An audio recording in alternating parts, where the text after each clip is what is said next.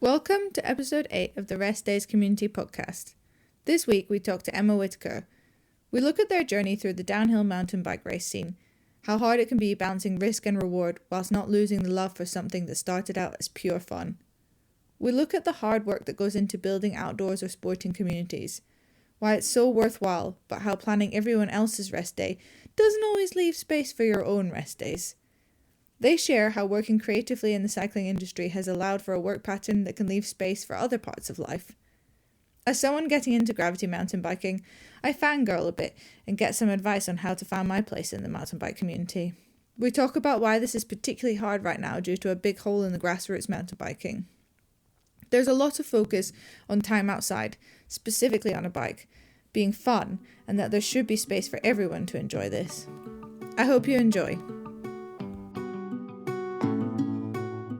I am. Welcome to the Rest Days podcast. Thank you so much for being here.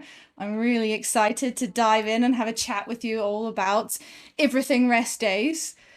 I'm going to be really mean and start with asking, why do you think I wanted to speak to you about this? Probably because I work in the industry. I've had a few jobs. A lot of people seem to think, or people that know me seem to think I'm here, there, and everywhere, or doing a bit of everything. So I don't know. And maybe you heard a bit about that, and was like, how is this person doing a bit of this and relaxing and taking rest days? I guess. Yes. I actually would say I hadn't heard too much. I hadn't specifically heard from any people, but I would say a small amount that you put out into the world over the internet. I was like, this person's doing a lot. And I think I have seen some of the stuff you've done, like Right Good. And also I know that working in the creative industry where you are dependent on work being quite flexible and being a little bit all over the place can be pretty tough, hard sometimes to draw lines between your life and your work life. Yeah, definitely. I also had heard from some people that you're a very good bike rider. Okay, yeah. I've just been doing it for a really long time, so more than half my life, so hopefully that would make you okay at riding bikes. Yeah, well, I hope that if I ride my bike for more than half my life, one day I will be a very good bike rider too. Tell me then, what got you? Where did bike riding come from? Where did that all start? So I grew up in between Leeds and Bradford, and being Yorkshire, there's a lot of moors and everything, and saw people doing it as a kid, and always kind of thought, oh, that'd be pretty cool to try. And then I'm very lucky in that I spent a lot of my time in the Alps growing up, and some friends of my parents were like, "Oh yeah, let's just take Em out. Let's give it a go." So I first tried it in Chatel and just fell in love with it out there. So first riding I ever did was kind of in the Alps. Got home, got a bike back home, No way. just a hardtail back home, and started riding on the moors, and then went back out to the Alps for a summer, picked up a bigger bike, did more downhill stuff, started racing after that, and yeah, or just kind of tumbled into where I am today and kind of built my I don't want to say built my life around it because I didn't, but it's very much a big part of who I am in my life, and yeah. You must have really loved it because I feel like if I had first ridden a bike in the Alps and then I came back to Yorkshire, I might have been slightly disappointed. Was slightly disappointed, but it was also, I think, being a kid as well. I think I was 14. Yeah, must have been 14 when I first tried it in the Alps. You kind of have that no fear, and like, I was a very athletic kid, and yeah, it was just good, and yeah, it was just going out playing on the moors basically. And did you have people to do that with, or were you mostly doing that on your own? Mostly by myself. Once I picked up a sponsorship for a local shop, then I met some other people to ride with and met some people at races, but obviously everyone is kind of here, there, and everywhere. And I had people like my parents' friends that I'd ride with out in the Alps, which is quite nice. Um, but yeah, kind of here, there, and everywhere. People knew, so I'd go to races and there'd be people there that I knew, but at home is kind of just myself. So you were pretty motivated then. Where did that come from? Was that just for pure love of riding a bike? Oh, I don't know. I think it was just I wanted to be outside. Um, I wanted to be. I guess at the time I didn't really think about it, but I just wanted to be outside and I wanted to be in nature. And it was just where I grew up. The moors were just a really nice place, and I guess it was when I look back, it was quite relaxing, and it was nice to just get out and do something. Um, I wasn't the kind of kid to sit at home and do nothing. If I was at home, I'd be building jumps out of rocks and bricks and laying planks of wood on them and stuff like that. And then, yeah, it was just lucky enough that I was 5 minutes basically flat pedal and I'd be out on the moors. So, and we had some trails on there that people had dug. So, yeah. That's so cool. I think that's kind of what I wished I was brave enough to do when I was a teenager, but I don't think I was good enough. I don't know if something in my head stopped me from being able to go and do that kind of thing on my own. And I just love that you just went and did it anyway. You just loved it and you just did it, and that's just really cool. Yeah. So you mentioned then you started racing a bit. What changed with your relationship with bikes when you started racing? At first, nothing. It was just part of it. At that time, racing was still quite localized and quite small and quite oh, what's the word? Not bodged. Very grassroots. There you go. That's the right word. Yeah. Even like we had a lot more races in the UK. We would have races. There'd be the mini downhills all over. There was regional races and then there were nationals. And this was all downhill, whereas now I think, trying to think off the top of my head, it's pretty much nationals and there's some minis. So there were so many more races you could enter. They were a lot cheaper than they are now. I think the regional was £50 and there'd be one within an hour and a half of me. So I'd either get a lift there or like parents would take me. And yeah, it at first it was a lot of fun and it was really good. And then I kind of got a bit older and was like, oh, actually, I want to take this seriously now. And then it kind of ruined it. Damn it. So once you started racing, obviously you started to meet a few people. I'm curious, like, what was, were there people in your category? Was there a good solid field there? Yeah, so there was me, two Charlottes. Sometimes there'd be someone else. I can't remember her name. Most of the time, there'd be three of us. This was when I was a junior, so three. Tanya is the same age, and she did, I think, one race in the UK because obviously she grew up in the Alps. So she popped over for a race. I think it was a national champs or something. Popped over, did that, smashed us all, went back over. But yeah, it was three, sometimes four, which was pretty cool back then because in the other categories for women in the other age groups there was nothing. I mean some events. So I remember one national champs that it was elite women and then women, and there was one there was two junior, one youth, and we didn't get an under 18 category or anything. We just got bumped in with women. So the youth that won, because she was the only one, she still won. She still put down a solid run and beat some of the other women. Never got a national champs jersey or that title. I won the junior, but there weren't enough of us to have a category, so never got the title, never got the jersey. Ooh, that's interesting and bad. Yeah, Really bad. yeah, Super unfair. it was tough, and you were racing and constantly putting yourself up against the likes of Becky Skelly, who's older and stronger and a better racer. So of course, and you're 16, 17, comparing yourself to these women that have got a better head on them because you're a child, and being like, oh, I'm so close to them, but I'm just not quite beating them. Why is it? And it's like, because you're a child. Wow, and at that age to have that perspective, like you just wouldn't understand that. You'd just be, yeah.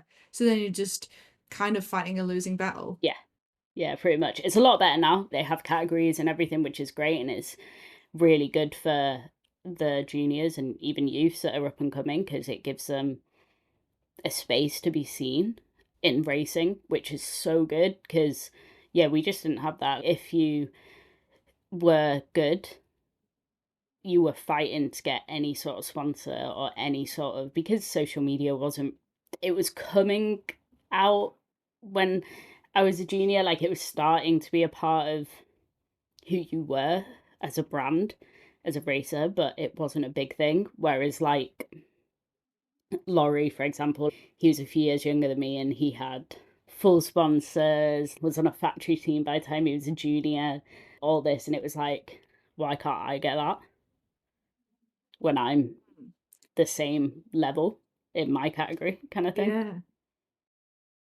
Well, that's really interesting. Do you think that that's better now? It's improved? I think it's improved. I don't think it's quite there yet. Um, I mean, the way the UCI split, I mean, it's been better, much better racing this year with the Q1 and Q2. That's been incredible. And no protected riders makes a huge difference. Um, Mm. but I think it's still chipping away and getting into a factory team is so hard. And it's even harder now because there's less spots and all that. But even to do it as a privateer would just be like, it takes so much. And if you don't have any support, you just can't do it. Did you ever race internationally? No. I had It was I had a spot for Fort William World Cup as a junior, but my bike got stolen just before it. Yeah. no. Oh my gosh. Oh, that just makes me so mad. I think I That's think so I think it was a good sign because that was the same year I had a huge crash and yeah, that kind of put a stop to it all. So I think it's a good thing. okay. And it put a stop to it because you went, do I actually want to do this anymore? Or because physically you were so messed up? A bit of both. I was so the first time I did it I was 17. No, I was 18 and I ruptured my spleen. It wasn't that bad the first time. It's still not great, but it wasn't that bad. And I was going into uni and I was kind of like, is this worth it? I've kind of written off a lot of my summer for this. And I was going out to the Alps for a season. I was only out for 6 weeks with this one. I think I went back to riding a bit sooner, but I was meant to be not riding for 6 weeks.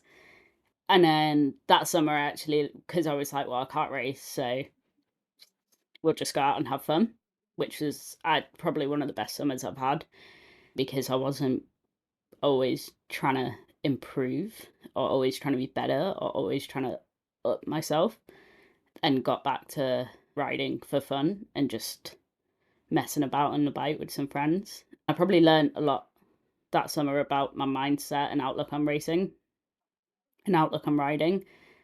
But yeah, and then I started uni and I actually didn't ride for quite a bit when I started uni. I only had a downhill bike and a BMX. I rode my BMX a bit, don't really want to ride much. I decided I didn't want to race that year until my friend twisted my arm and was like, oh, come on, come race national champs. And I was like, I don't have a downhill bike anymore. Where did you go to uni? University of Cumbria. Okay, so I guess lots of outdoors access, but not downhill racing in that area much. No, not a lot. I mean, there are trails and stuff, like there's loads there now, but at the time I didn't know. I didn't have a car. I was in Carlisle. Mm. Like, it's quite a flat place. There wasn't a lot. Um, then I had sold my downhill bike, got a trail bike, and then started to ride a bit more with some friends from uni. But yeah, I kind of stepped back from it a bit. I did a lot more other stuff. I did a lot more climbing and hiking and stuff like that, but just kind of stepped away from it. And after that crash, I was a bit like, yeah, I don't really want to put myself in that position again. Yeah. Was that unhappy exit, or were you quite at peace with that decision? I think I was quite at peace with it. Yeah. Yeah. That's nice, actually. I think a lot of people who leave sport because either it got too much or because something bad happened, like a crash, they're left with quite a lot of mourning or grieving it. Yeah. I mean, it did happen again, like the exact same crash. And then I kind of left it for even longer. Okay. So not many people can say they've ruptured their spleen twice. No, that's impressive. Yeah. But yeah, so I went to national champs after barely riding for a year, like riding BMX a bit, and yeah, a lot worse the second time round. I was out for 3 months from anything. Um, and after that, I was like, yeah, didn't touch my bike for quite a while. How was that 3 months? Because you said that the reason you got into riding is because you're so motivated to be outside all the time. You just wanted to be out doing stuff, and then suddenly you've got 3 months where I'm guessing, apart from maybe going for a walk, pretty much everything was off limits. Yeah, pretty much. Yeah, and it was a summer, so it was pretty hard. I did ride a little bit. I would go out on little road rides and stuff like that, but it was painful. Um, Tried to do some climbing or some bouldering, but again, I just couldn't. And there was always this constant like, if I fall onto my side again, it's just going to explode. It's not healed yet. So, yeah. Oh my gosh. Did you find anything, was there any silver lining? Was there anything else you found in that time that you actually enjoyed or that was worth putting time into? I definitely got more into my creative side. So I studied media at uni, so I was already there, but I definitely put a lot more sort of time into it or effort into it because I could still be outside doing that, learning different editing skills and things like that because I was interested in it anyway.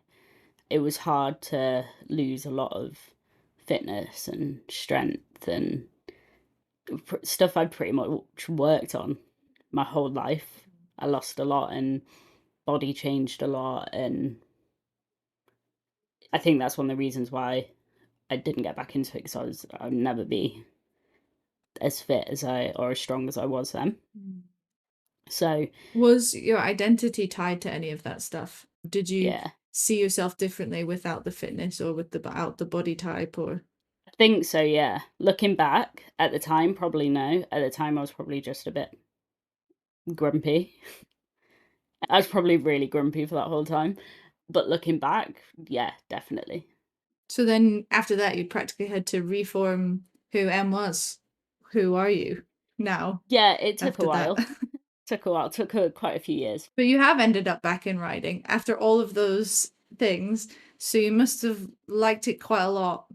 Yeah, yeah, I did get back into it. So I can't remember when I got back into it or how, but I think it was when I'd finished uni and got a full-time job and was back riding. And the plan at the time was to buy a van and go traveling and ride my bike, try and work freelance if I needed to, and things like this, which I did. And that definitely lit that fire inside me again, and it lit it for a different kind of riding as well.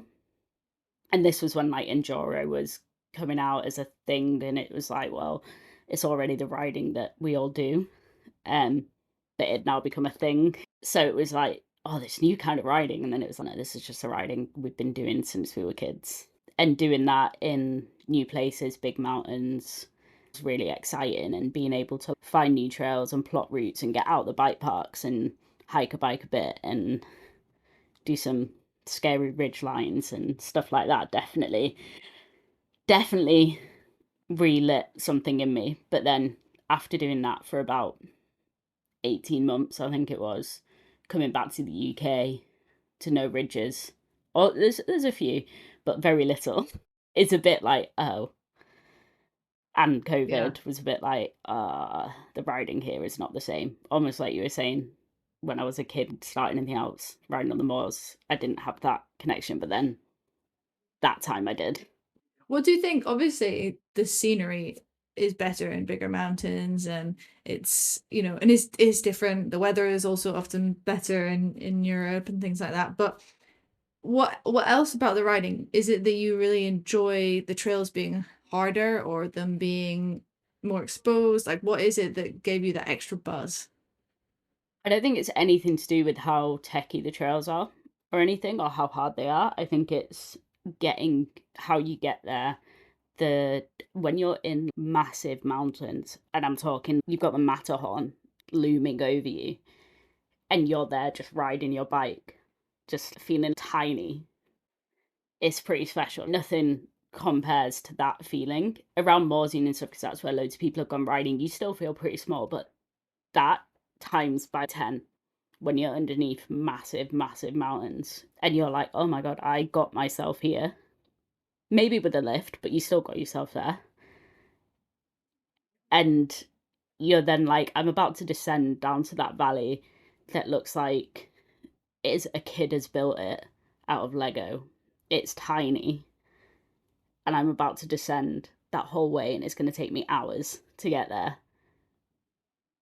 I think it was that, just the idea of being so isolated, and you kind of have to adapt your riding a bit. You can't go all out, you can't go full throttle, because you're like, I can't fall off here.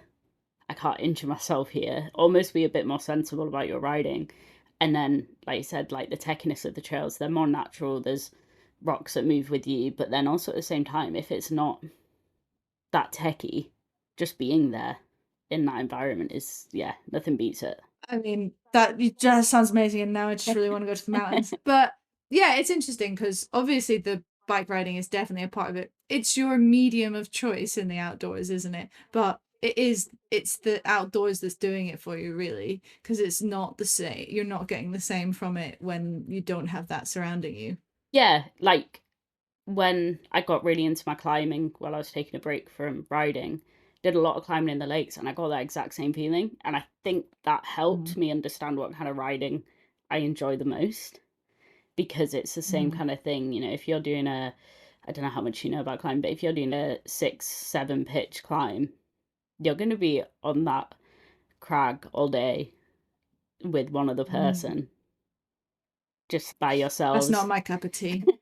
And it's so fun. It's the same kind of isolated, adventurous feeling of nothing can go wrong, so you really have to think about what you're doing, and also just enjoy being there. And then it's a total different feeling when you get to, like, you top out of a big climb like that, because I remember some of them I just have to sit there in silence for 5 minutes, while the adrenaline was just kind of, the adrenaline from doing that for hours was just escaping my body. Wow. That sounds exhausting, Really but fun. that does sound really cool.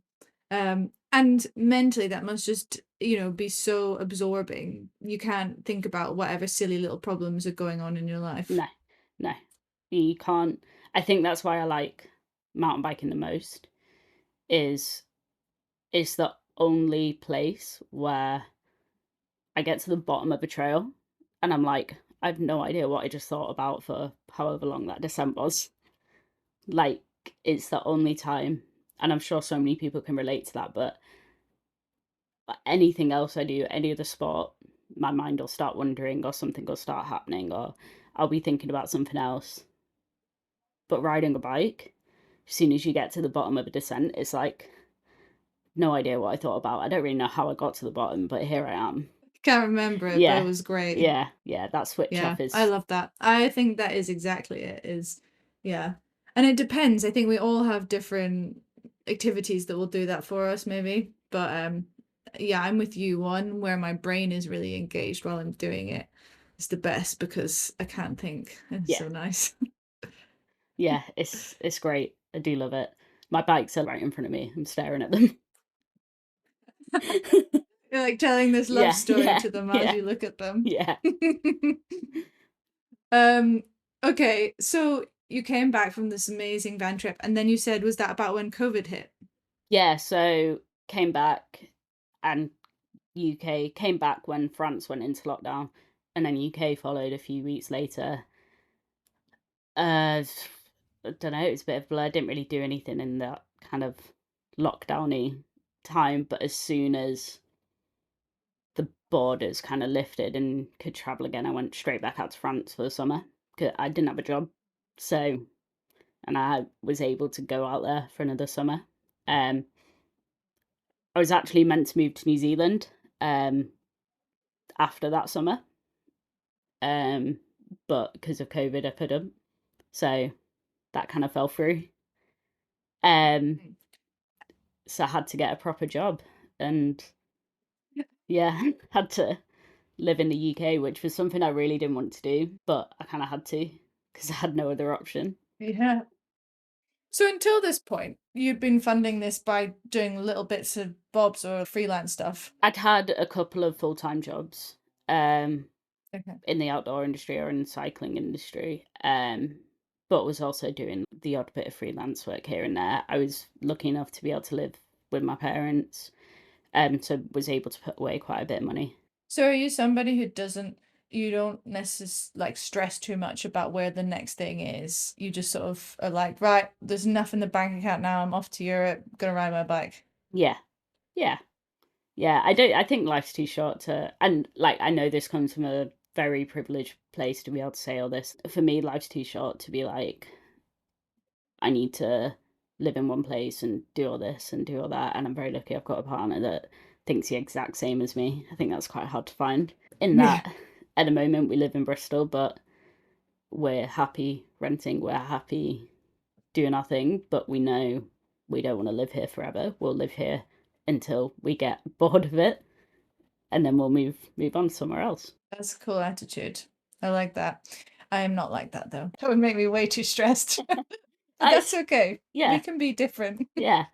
I mean, yeah, it's I can understand why people find it stressful, but we're both really happy here and we both love Bristol and we can see ourselves here for quite a few years, but we don't feel the need to tie ourselves down to one place or anything. Yeah, that's fair. And that is really cool. And you will get to experience a lot more in life because of it. That's for sure.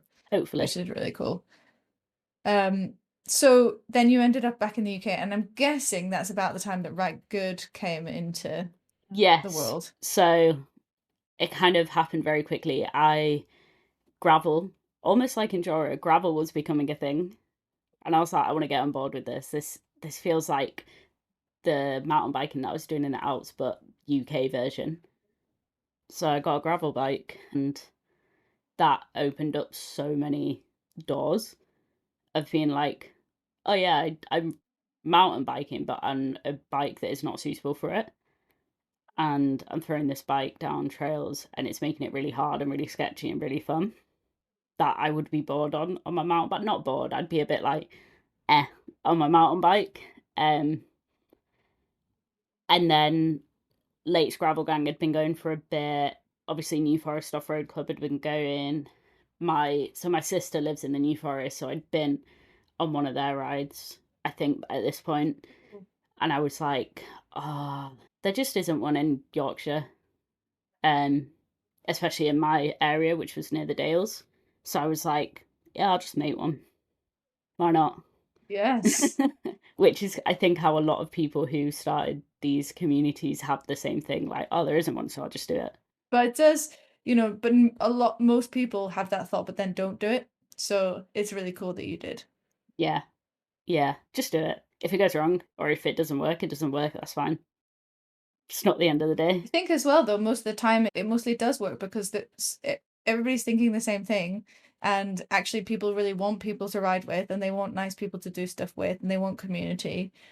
Yeah. So it does work. Yeah, it does. And the first ride I did, I was expecting like no one. I was really expecting very few people, and then I think we had 15 people on the first ride. On your first ride, Yeah. fair play. Yeah. And I was like, oh my god, these people have come here by something I have organised. This is mental. And then it just kind of kept going. And because it was that weird time where COVID was still a thing, but we could do stuff, but I wasn't working in my office, so I was working from home, so I had a bit more time around work. I wasn't commuting. I had more time to put into it.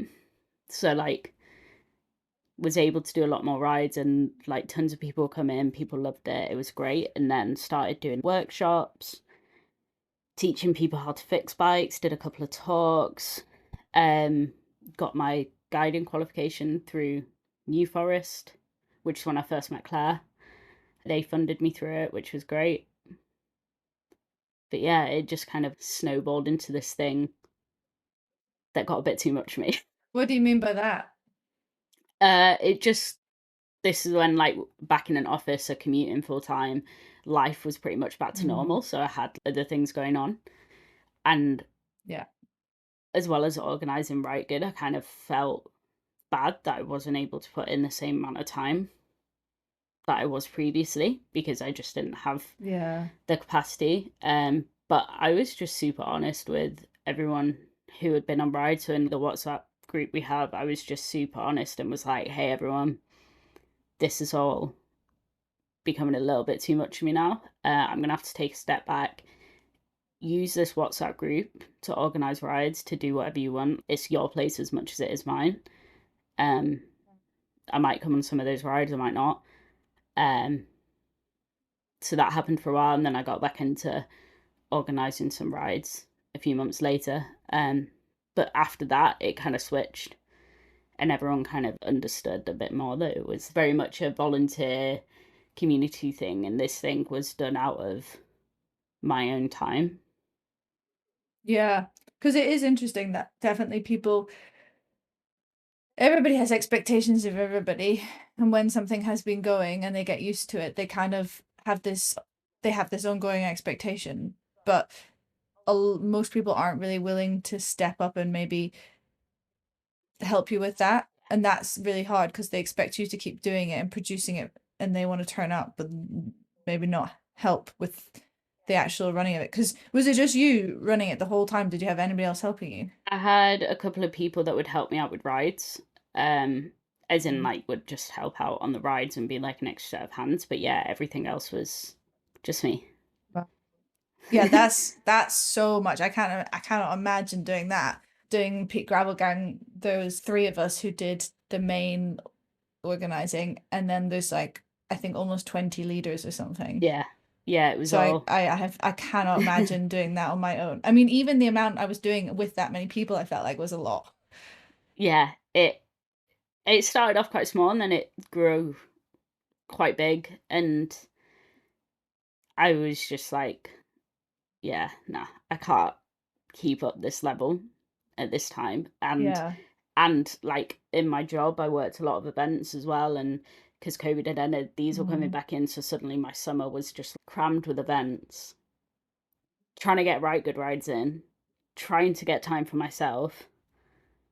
Pretty sure I'd got a puppy at this point as well, because why not? Yeah, uh-huh. So it was like one thing on top of the other, and just kind of like, I was like, okay, the one thing I can't do or I can change is right good. And it is going to have to sit back for a while, but they still met up and they still went out on rides, and they still do to Good. this day. Even though I've moved to Bristol, the club is like, I've handed over to some people, essentially, and they're doing an incredible job and they're organising rides. And the group came down to the southwest to do a bike packing trip around Bristol. Um, Oh, so me and my partner joined on that, which was pretty cool.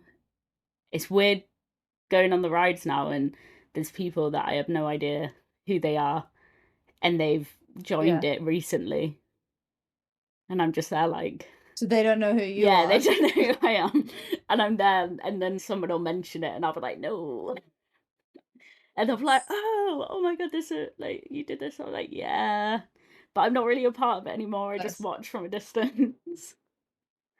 I understand that completely because I'm in exactly the same position now with Pete Gravel Gang. So yeah, this is funny, isn't it? Yeah, Um, but well done for realizing it was too much. I think that's really big because there is a pressure and an expectation, like we said, and I think, it can be quite hard to step away when that, but you were able to identify that this was the thing you didn't have to do. I think I think I would have found that really hard actually. Yeah, yeah. that's an impressive quality in you to be able to do that. Thank you. Yeah, it wasn't easy. I think I made it sound easier than it was. And I Yeah, definitely, it always does sound it when you just say it, doesn't it? I definitely took it past the point.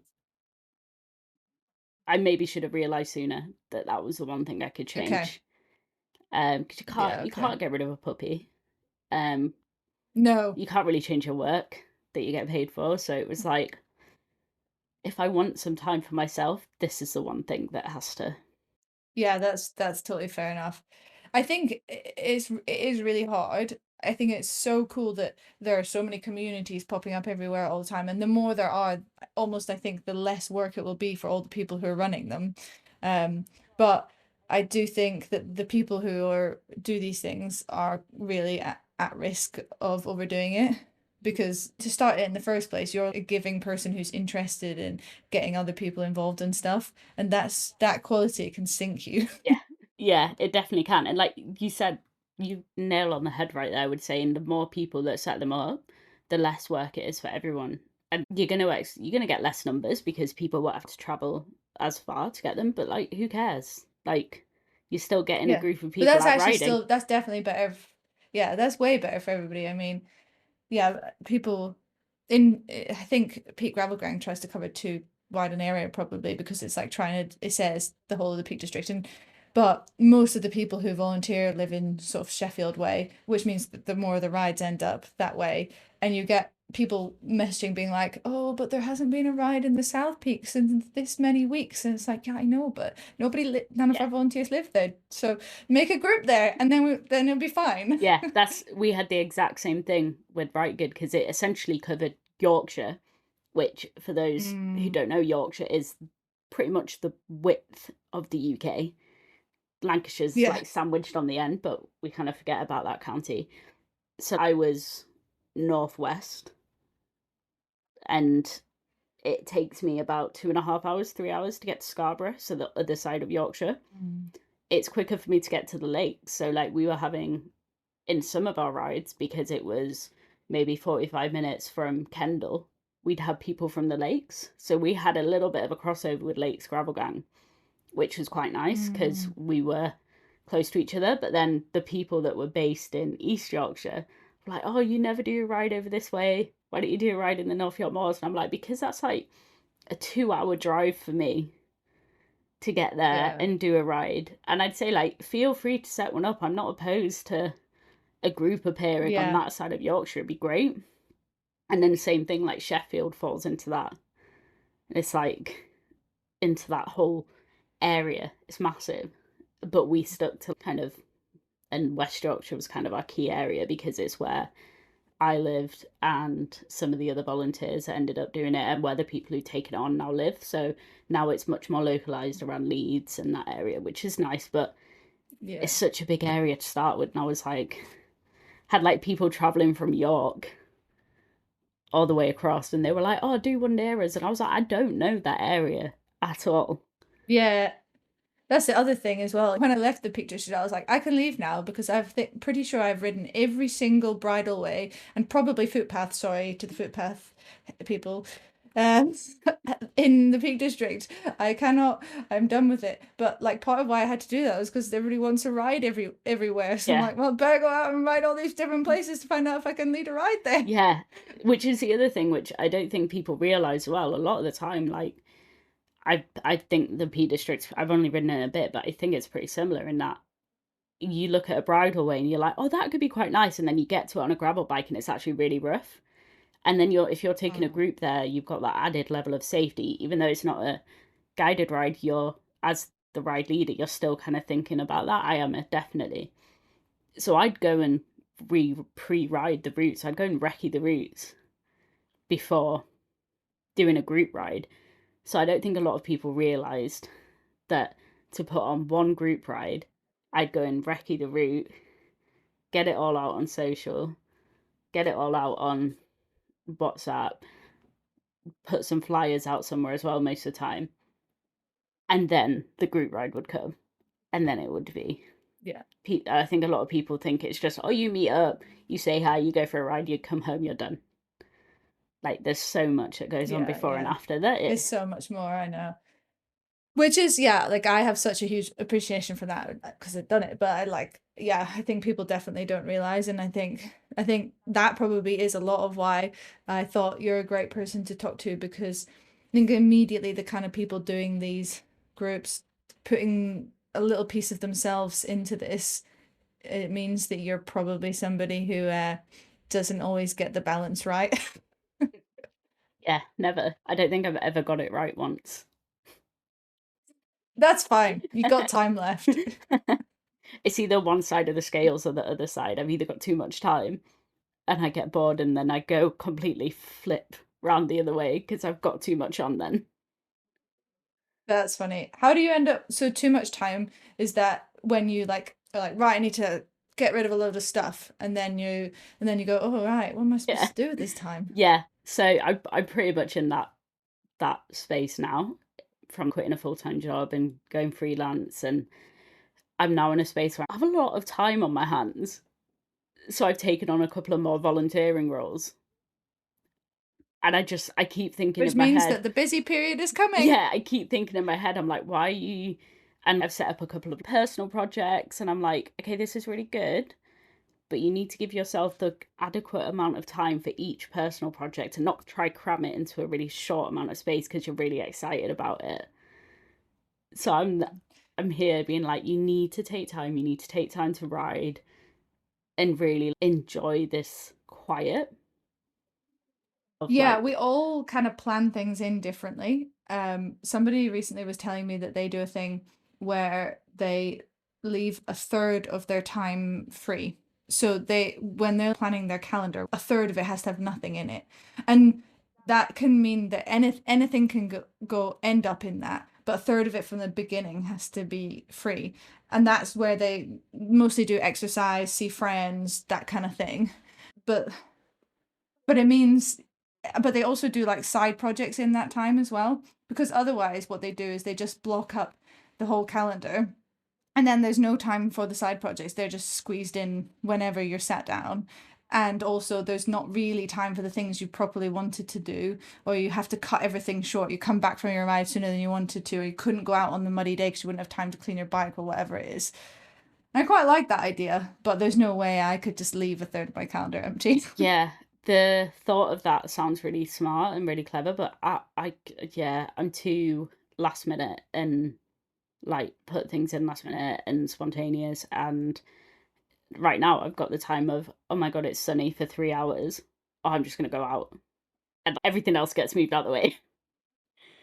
Yeah, That's more yeah. my kind of, or like, You like to be able to move it around. yeah, I need that flexibility and I need that like, oh, next weekend the weather's really good. Should we go away in the van? Yeah, let's just go away in the van kind of thing. Yeah, that's cool. I'm trying to become more like that. I think because I've come through medical training where everything is decided for me, my shifts are decided, my rota is decided, when I have my holidays is decided. So I'm trying to now be like, oh, you can have some control, you can move things around, you can do. So I'm trying to do that mindset more rather than just have Tuesday evening is when you're free. You can run then. It doesn't matter if it's raining. That's the only time you've been given for that. Yeah, I've never had that. Luckily enough, like every full-time job I've had has been um fairly flexible in the way that I'm in charge of my own calendar, which is great. From out of uni, I was in charge of my own calendar and I was traveling a lot for that job as well. So I was able to be like, oh, I'm going to be in Inverness for the next few days and it's going to be really good weather. I'm going to book all my appointments in so they finish at 4 and then I'm going to go for a ride and I'm going to go here and then I'll just work a bit, get all my admin done when I'm at the hotel in the evening. Yeah, that is just the way to do it. Yeah, 100%. I just think it would be nicer if employers, if the world was a bit more understanding of that. I think that I'm more productive if I can work my life like that Oh, rather than if yeah, massively. Yeah. If I can start work at 12 o'clock, get something done in the morning, take the dogs out, go for a ride, whatever, go to the gym, go for a climb, whatever it is, start my day at 12 o'clock, take a break when most people are finishing, and then carry on working into the evening, I'm so much more productive. Like, I get so much more done. And I think, yeah, it's weird, but that is my perfect day. yeah. But the thing is, you know that, and I feel we should just all be. I mean, I know there are some adults who can't be trusted, but most adults we should just be trusted. That we can do it. I mean, in fairness, my work now has still set hours because GP surgeries aren't open at nighttime. But so I am accepting of that somewhat. But I've been super lucky to find a couple of people who wanted to work in a similar way, and we don't ever have set days. We all just do whatever days, and we just mix it around. So it's always staffed. It might not be we do the same days even every week. In the year, we've worked the same amount. But we just like move. So it's kind of for a job where you have to be in the hours, it's as flexible as it can be, and it's already just made such a big difference to my life. That's so good. Yeah, it's there's something about that flexibility that is just makes huge difference. I think it makes you feel like you have more time in the day as well when you're not being told you have to be in an office 9 till 5:30, when you're being told it can be like, especially now I'm choosing when I work, and I can go to the gym and then I can go do this and then I can go do this. As long as I get that work done at some point, I'm still getting the work done and the client is still getting whatever it is I'm doing for them. Yeah, and it doesn't matter as long as it's produced. Yeah, I love that. I think that's great. I know that everybody doesn't have that option though, so I'm sorry to anybody listening who doesn't. So I wanted to ask you actually about, I want to start mountain biking racing. I'm trying to start doing some enduros, and I'm trying to put my money where my mouth is and go and not be scared and feel like I belong there. But it's very difficult to do that. Have you got any advice? Probably the worst person to ask because I haven't been to a race in so long. Mm, But if I were to go do an enduro race now, which I keep toying with the idea, get a group of mates that you normally ride with, 2 or 3 of them, and go do it with them, and just treat it as a normal day. Just treat it as a day you're going out riding, but you're being timed between some of it. The best races I ever did were when I was super relaxed, and everybody who's competed will tell you that the best results they've ever had are when they've been relaxed and they've been really comfortable at the race and they've been able to really get into it. But yeah, just don't. It's so easy to say, but don't put pressure on yourself. Like, get a couple of mates, go out there, pretend you're Chad on the trails, you belong there. I think the mates is a good, because I definitely think will feel less small like in that. I went to a race not very long ago, and there was, I think, 8 women, maybe 10. I'm not exactly sure the exact number, but there was a few hundred men, and it was like them the worst ratios I'd experienced, and it was quite hard as well. And the fact that it was a little bit harder, and I think the fact that I just couldn't see anybody else who I felt would be similar to me, really just got in my head so much. I think that's, I don't know how we fix that. More grassroots racing, like bring it back. Yeah. Like, Yeah. the first few races I did were people that they were just people that were trying it for the first time. And that doesn't exist. If you want to get into downhill racing now, it's straight into a national pretty much, which is terrifying. Yeah, this was like a Scottish enduro series, so that's that level. And we are actually really lucky up here in the north of Scotland. There is a grassroots series which is lovely, and they are smashing it. They have all the nods, like they have a women's start window, and they have more women's toilets, and they've thought about it, like they're even just the colours and the way that the language they use. Nope, like Scotland, I can't remember what it's called, but it's the Scottish Downhill Series or whatever it was called. They were such good races. Like, they'd always pull in like great people, good numbers, good ratios. And some of my friends that I've still chat to now met through them, and they were grassroots, but they weren't because they were the Scottish series, but they felt grassrootsy. But yeah, it's so hard to organise a race, and I'm sure people that have done it will tell you how hard it is. But when I was younger, we'd have mates races on the moors, and it would literally be one person at the top with a walkie-talkie, someone at the bottom with a walkie-talkie, just doing timed runs just between each other, and they'd maybe pull in 20, 30 people.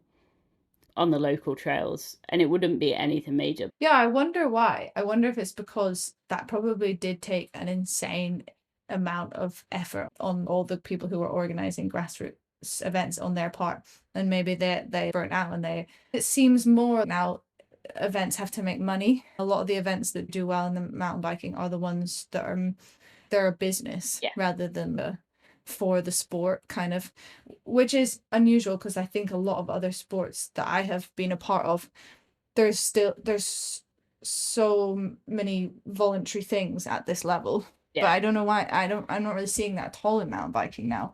Maybe all the people transitioned to gravel and they're all running gravel communities now. Yeah, maybe that's it. I could talk about this for hours and speculate why it is. And I think when you look at other sports, running is such a good example now because there's so many running clubs that are out there, and you've got park runs and things like this. It's such an accessible sport in that sense. And when it comes to mountain biking, it's got that same community feel, but it just doesn't have that same sort of aspect. And I think it's just, it all comes down to funding from the governing bodies. Like, it's just not there. And Yeah. it's gonna ruin the sports eventually, and it's gonna make our sports so inaccessible. And if you haven't, it's one of the personal projects I've got going on at the moment is hoping to kind of help bridge this gap a little bit. I won't go into it too much, but if we gave these kids that are really good at mountain biking and they're really, really good, but they don't have the money, they don't have, their parents went into it, so they don't have that knowledge of how it works or how the industry works or anything like that. They're not tech savvy, they're not marketing savvy because they're a child, they don't have to be, but they're really good at a bike. They're not gonna get into racing. They're not going to be able to get their foot in the door if there's some sort of grassrootsy funding or sponsorship or scholarship or whatever you want to call it, where kids and brands get on board, where kids can like submit themselves and they get that opportunity to race, and then all of a sudden it opens doors to so many more people, and then hopefully more grassroots start coming up and more people see the importance of pushing sports from the bottom, because mountain biking isn't pushed from the bottom, it's pushed from the top and trickled down, which is wrong. It should be from the bottom and up. That is it. That is exactly it. Exactly. Yeah. I see that so much in mountain biking. That you're right. It's so much coming. Everybody's only focused on, even at the top. That's a problem. All the overhaul that's happened with, you know, Warner Brothers buying over the UCI World Cups and then changing the formats and everything. Enduro, people say was supposed to just be this adventure series kind of. You traveled the world and you went to different places and you rode your bike, and it was massive days out and it was hard, but it wasn't like that same level of down to the detail racing. And now they want to turn it into that and just make it this elite Yeah. top level thing and take yeah. So even at the top they're doing that. Yeah, it's crazy. And it's so weird because right now, especially in downhill, we're in this incredible um shift of riders, of kids that Jackson and Gracie Hemstreet and stuff. These are kids that have grown up riding, and their skill level is just so much higher than any other riders. So we're just going to have the same riders winning Yeah. probably for the next 5 years, and all the views and everything will get slowly start to plummet, because, or even to the point I don't want to watch another season where all the riders are pushing themselves to the point where I may witness a death.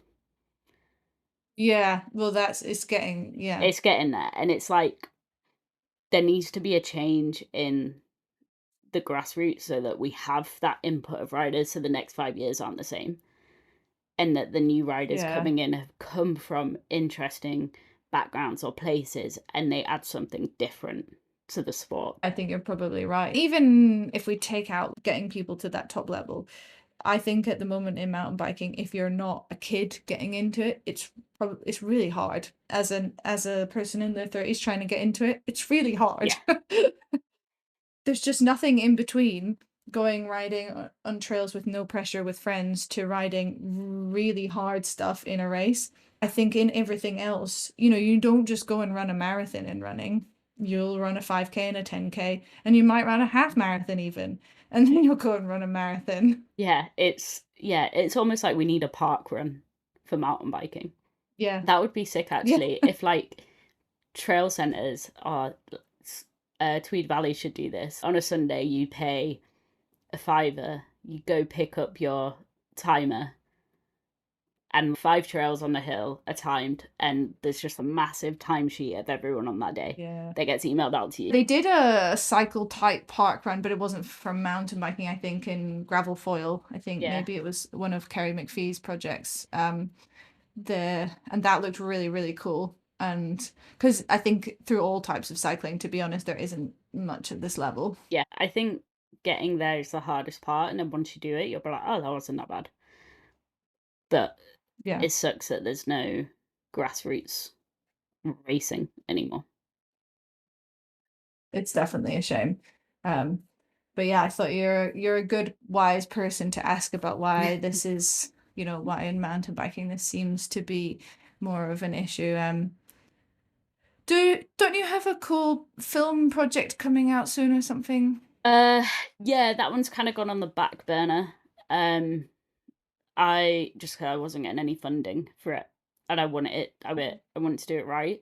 Um, it was just a project about like gender and exploring how the world, because the world is messed up at the moment, and how sort of being non-binary is seen, and how I really think our sport or cycling in general could be a turning point in gender, especially with all the community groups we've got going that are so inclusive. And I could talk hours on this, especially with how Cycling UK have delivered things at the moment. Yeah. Our sport is so community based and inclusive, and a lot of the time, doesn't matter what gender you are, doesn't matter at all. You just get out and ride and you forget about all that. And I wanted to kind of showcase that and how bikes have been such a core part of that, not just for me, but for other people, and also kind of educate people about breaking down these binaries and how it doesn't actually matter how someone presents, because at the end of the day, riding bikes is something that you learn as a kid, and we're just having fun. We're playing, essentially. Like, Yeah. it's not that big a deal how someone presents. We're just riding bikes. I love that.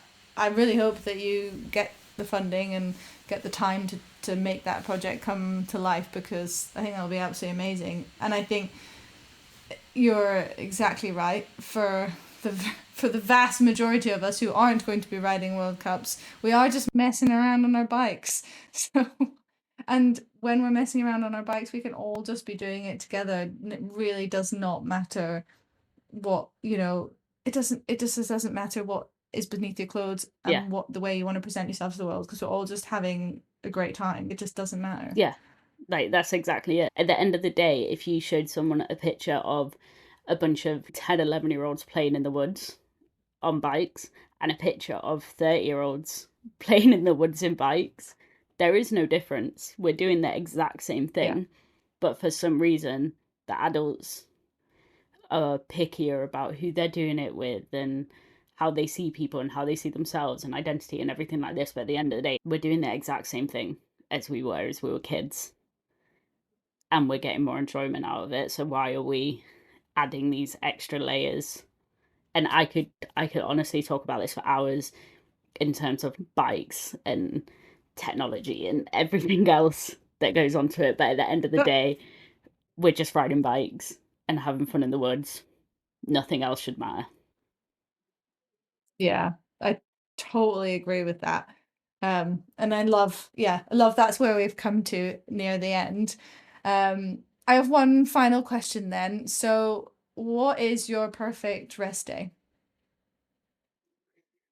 Woken up to no alarm, but that's impossible when you've got dogs because you wake up to a dog in your face. Which is still quite nice. So wake up to that, take them out for a nice walk, um, probably a few hours with them, get home, eat some good breakfast, eat like a very big breakfast, and then it's not very resting. Probably go out for quite a big ride. Um, no plan on where or how far. But yeah, probably on a big ride with my partner, and then come back again, eat a load of food, and then probably go to the pub with the dogs. That is a good day. Yeah, that is what a rest That day. sounds It's not very perfect. resting. No, but it is, because I bet that when at the end of that you just feel at peace. Yeah, yeah, and it's been a good day, and That's what, because some people, they're on the move all the time, they're super busy, they're physically active all the time. Their rest day might be that they sit down. But for most of us who actually probably spend most of the day sat down doing work and doing other boring tasks, then it's quite restful to go out and move your body. yeah, exactly. And in a way that isn't like I only have this amount of time to do it. It's a Yeah, yes, exactly. Not just, oh, I have to squeeze it yeah, into this little window. it's a oh Yeah, actually I love that. the dogs have been walked. They're gonna be fine for 5 hours by themselves. Let's just go. Yeah, sounds perfect. And on that note, I will leave you. Thank you so much for your time, and thank you for all of your wise words. That was really fantastic. No, thank you very much for having me. And yeah, I could talk for hours on a lot of these subjects. So could I. The end of another episode, another unique story and perspective. The love Em has for all varieties of cycling really came through. Although this relationship has changed over the years with times of more and less rest, it is clear Em still loves bikes and wants to share that joy with others. I really enjoyed hearing their perspective on why we need cycling communities and grassroots events. I look forward to seeing Em's future creative projects out in the world, and will be channeling the wisdom in this episode next time I go to a mountain bike event. If you want to hear all things Rest Days Community, check out our Instagram @RestDaysCommunity or website restdayscommunity.com. See you next week.